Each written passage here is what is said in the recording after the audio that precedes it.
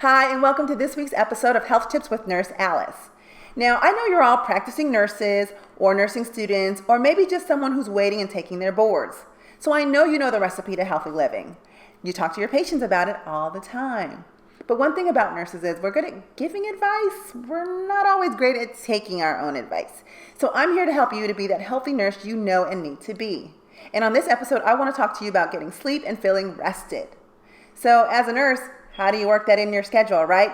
You're on your feet all day, working very hard, managing admissions and discharges and crashing patients and having to think critically at the drop of a dime. And once you're done with your shift, all you want to do is go home, get in your bed, and go get some sleep, right?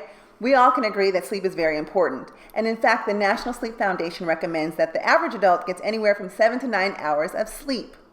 Now, if you're a nurse who's working a couple shifts in a row, or you work night shift, we all know it's hard to get that amount of quality, uninterrupted sleep. So what do? I propose including in your regimen a Power Caffeine Nap. So let me explain. We've all heard of adenosine, right?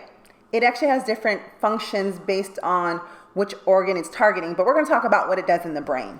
So in the brain, what happens is adenosine builds up while we're awake, and it causes us to feel tired and very sleepy.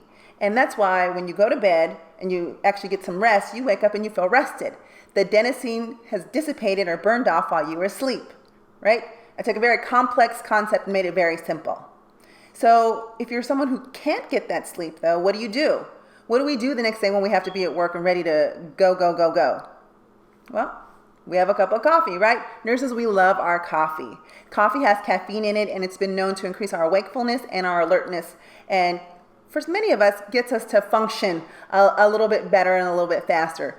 But what some people don't know is it takes caffeine about 20 to 30 minutes to reach its full effect. So this is what I propose. You marry the two.